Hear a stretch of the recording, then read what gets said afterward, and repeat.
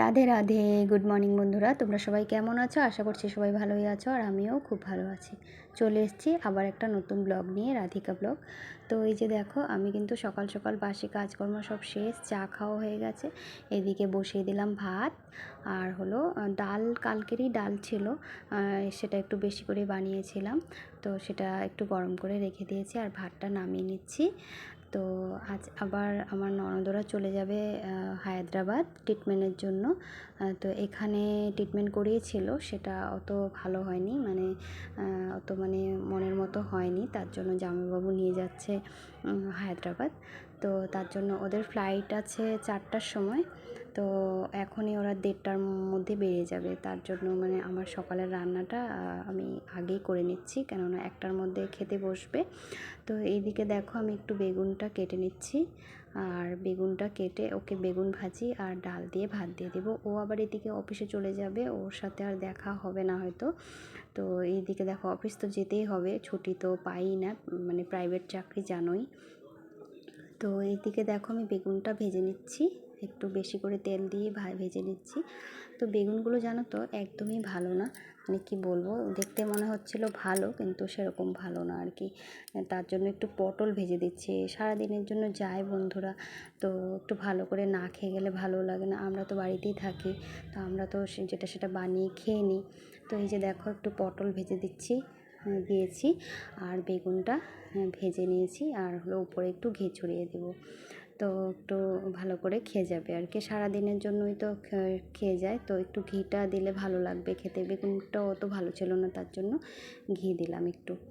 তো ওইদিকে স্নান করে চলে এসছে খেতে, আর সকালের আমার খাওয়াটা ওকে একটু আগেই দিতে হয়, তারপর আমি রান্নাবাড়াগুলো করি। আর আজকে দেখো, ওকে বেগুন ভাজা, ডাল আর পটল ভাজি দিয়ে খাওয়াটা দিয়ে দিয়েছি। আর আমার সকালে স্নান টান হয়ে গেছে, আর পুজো তো এখন করব না কয়েকটা দিন। তো এই যে দেখো, ছেলে ঘুমোচ্ছে এখনও, আর ওকে খাওয়া দিয়ে দিয়েছি। আর আমি একটু এখন দোকানে যাব, একটা কাপড় ধোয়ার সাবান আনতে। ও চলে গেছে অফিসে, তারপর আমি চলে গেলাম। দেখো, অনেক দিন পরে না রিক্সা দেখলাম, আমাদের এখানে রিক্সা দেখাই যায় না। আর এইদিকে দেখো, কাপড় ধোয়ার সাবানটা নিয়ে চলে আসলাম।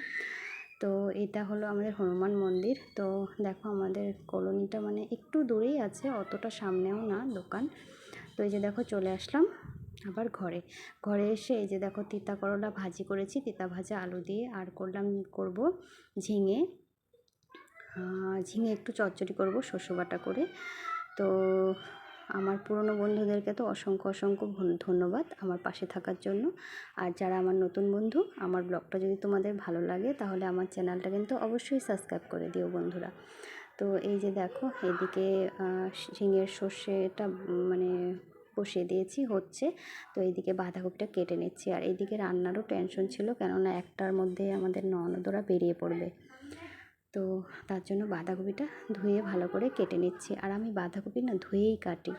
তো এইদিকে দেখো, বাঁধাকপিটা বসিয়ে দিচ্ছি কালো জিরা ফোড়ন দিয়ে। তো এই যে দেখো, একটু বেশি করেই বানিয়েছি, আর বাঁধাকপিটা সবাই ভালোবাসে। তো তো যাই হোক বন্ধুরা, বাঁধাকপিটা করে নিচ্ছি। আর জানো তো, বাঁধাকপি বানানোর এই সাইডে আলুটা ভাজি বসিয়ে দিয়েছি, এদিকে বাঁধাকপিটা, কেননা আমার তাড়াতাড়ি হতে লাগবে, কেননা ওরা খেয়ে চলে যাবে, আবার তাড়াতাড়ি বের হবে, তার জন্য। তো এদিকে দেখো, বিছানাটা গোছানো হয়নি, সেটাও গুছিয়ে নিলাম। আর রুমগুলো আমার একদমই ছোট, বিছানা যদি গুছানো না থাকে একদমই ভালো লাগে না দেখতে। তো আমি একটু গুছিয়ে গাছিয়ে কাজ করি। আর ওই দেখো, আমার ননদ বসে আছে, আমি রান্না করছি, গল্প করছে বসে বসে। তো আমি রান্না করেছি ঝিঙের চচ্চড়ি পোস্ত দিয়ে, আর হলো ডাল, আর এদিকে বাঁধাকপির সবজি।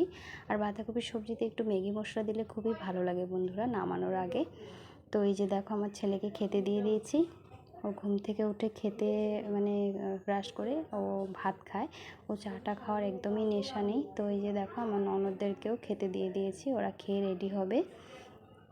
তো আমার ছেলে এসে এখানে দাঁড়িয়ে আছে, আর আমার শাশুড়ি মাও বসে আছে।